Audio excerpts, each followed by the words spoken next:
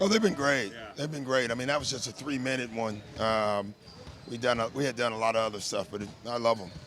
How do they compare to other training camps? I don't know. I mean, they're better players on the floor, so it Yeah. make it interesting. I think both teams are very competitive. What you want in a scrimmage, that's all you can ask for. What are you expecting about this Australian team you're going to play tomorrow night? Well, I hope they have the ball movement that they usually have. I think the Australian team runs great stuff offensively. They run great things out of transition. They run great pin down action. So I'm hoping that's what they do tomorrow. I mean, obviously we haven't scouted them. We don't know. But that's what we're looking for. You still messing around and playing with different lineups here at backstop Patterson, second unit, I think. Not really. I mean, we are, but it's more just getting through practice. We kind of change guys around. So, but we'll be messing around with that all year, would be my guess. So, Did you do the challenge flag last game? What was that like? I didn't even want to. Lou and Pat asked me to throw it. I told them it was a foul, and they basically bet me that it wasn't a foul. And I said, all right, I'm throwing a flag then. That's what the challenge flag was about, and it was a foul. So. But they both jumped up and said, throw the challenge flag. And I said, it's a foul. They said, it's not a foul. I said, okay, I'm throwing it, but it's a foul. That's all, that's why everybody was laughing. So, was that my first flag? It was. Yeah, I don't use it much yet. Yeah, How much do you anticipate using it this season? I don't know. You only get one, so I don't know. You'll use it per game. My guess, if you're really sure, you'll use it, or late. In late game, if you have a lead, you think you need a timeout anyway, even though you may lose it, use it. So I don't know. We'll do it that way. Do you like the new rule?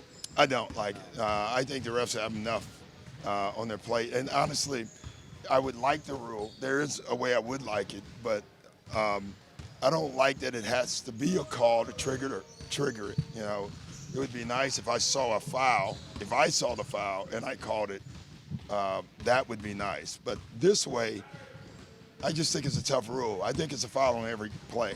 You can make so when you contest a foul call, there's a chance somewhere he got fouled, and so I don't love it in that way.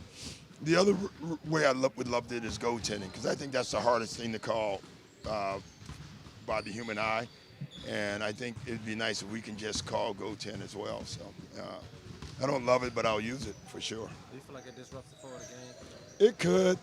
The game's long enough to last 2 minutes. So I really think that's when you're going to see it some. And you can make a case if both coaches use it the last 2 minutes, that's 2 extra timeouts if they're right. So we'll see. I like us challenging new stuff, though. I do like trying that stuff out. So it may be good. Who knows? Are you going to let Pat and Lou dictate when you use it, though? No, definitely not Pat. Maybe Lou, but definitely not Pat. And Lou's not looking on the defensive part of it anyway, so. You mentioned the other night that you were curious with Sham, Lou, and Kawhi out there. There's no true point guard. What would happen? How many years do you have to have before you put the pin behind your ear? I think it's a 7-year. Okay, are you at 7? I'm at 10. Okay, well, damn, all right. guess I it's loved through it. 3 I actually games, liked it what a do you lot. think of, like, the We guys? haven't done that a lot, but I like that lineup. That's all I would say. I just like the lineup. Sham was very good at the point, and particularly defensively. I thought he was picking up full court almost every possession, dead ball. And I love that when our guards do that. You just have to have the guard to do that. I thought Sham did it over and over again, and I thought it was fantastic. Is that good for situational basketball in the gameplay? No, that's just 3 minutes. When you think about it, you rarely play more than 3 minutes in a row. At some point, there's going to be a whistle blow, a quarter stop. You can go 5 minutes at times, and we go 3 and 5 because that's usually the stretch you play before something happens. So regular season practices are obviously different than training camp, but like with this group, to what extent will this be a scrimmage team during the season? Early on, a lot. It's like I was just telling our coaching staff this. You looked at Denver; they have 200 games under their belt. We have 9 days. You know what I mean? So the more we scrimmage and play, That's the only way we can try to catch up in game minutes. There's no way you can catch up in game minutes, so you try to do it through scrimmaging and doing through situational stuff, because there's no way we can catch up on teams like that. And so the more we put our teams in those situations, I think as the year goes on, the more we'll grow. Terrence Mann may not. I don't know what the injury is, but he has an injury. Nothing bad. Is Kawhi basically letting you know when he feels like running or not? Huh? Is Kawhi basically letting you know, like, I want to get out there and play? No, Kawhi he's been playing. In the games. No, yesterday was more on us. Like, he wanted to play more. I knew that. But that was his first live. I wasn't going more. And I don't know if I'll play him at all tomorrow or not. So we'll see. Doc, the beginning of the Big Three time in Boston, was that a scrimmage season? Yeah. Or was it always rest? Lots of scrimmage. Yeah, and it's the same thing.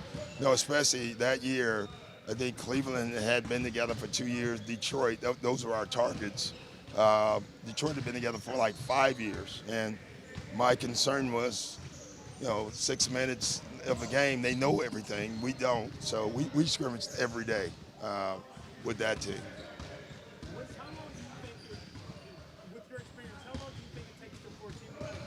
Oh, there's no number. The Boston team came together before the season started. They really did. I don't even know what our record was, but it was unbelievable. I know we never lost 2 games in a row. Most teams, that was just a aberration. That doesn't happen very often. But that team did that. I'm all for this team doing that as well. I think it's a little different because Paul George is not going to be here for the first 10. So that's going to be a little harder to do. So that was a veteran-laden team that kind of helped them kind of come. Yeah, and we were healthy. We were healthy. That helped. Does it make it easier because Kawhi and Paul do some similar things for them to find chemistry together, or is it harder? I don't know. I don't know the answer. I think they're, with smart players, they'll figure it out. At the end of the day, I always tell these guys, there was 10 seconds left at the park, and you needed a bucket. I don't think the coach needs to tell you where the hell the ball should go. It's not a coincidence that at the park, when I was growing up, the ball ended up in my hands. Thank you. No, that's probably not true, but it sounded great though. It was a good soundbite. Yeah, it sounded great. Yeah. Dominique's hands in Atlanta. Yeah, and my hands. What were your favorite competitive moments during those scrimmages that first year in Boston, the 3M? Oh, the first day I told the story was an interesting day because it was similar to this in the fact that the second unit decided they were not going to let the first unit bully them because they were Paul Pierce, KG, and Ray Allen. We let them call their own fouls, which is a fiasco. We learned that couldn't be. But Paul kept calling fouls, and Posey and those guys decided, you're not getting the ball. Even when they fouled him, they refused to give him the ball. So the arguments last 10 minutes. But I liked that the second unit was basically saying, you're better than us, but you're going to have to earn it today.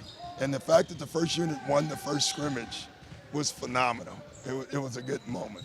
How would that go here if Lou and Pat had to call their own fouls? Oh, if Pat called, there'd be no fouls with Pat, and there's a foul every time Lou shoots. So, offense, defense. Now that you've had this group for a week and a half or so, is there anything that stood out to you or kind of surprised you that you didn't expect so far? Not really. I mean, Zoo, I think, is going to keep coming on. I do believe that. I think he's starting to find his role. He's figuring it out. I think Jermichael and Mo Harkless and Patrick and those guys will help us because they just know how to play basketball. We believe you can use a point or have no point on the floor and we'll be okay. That's what I've learned. Of course, I don't know if it's fact, but that's what I think I've learned. So you talked to Kawhi after the game. How's he feeling? He felt great. He wanted to play more, but I thought that was enough.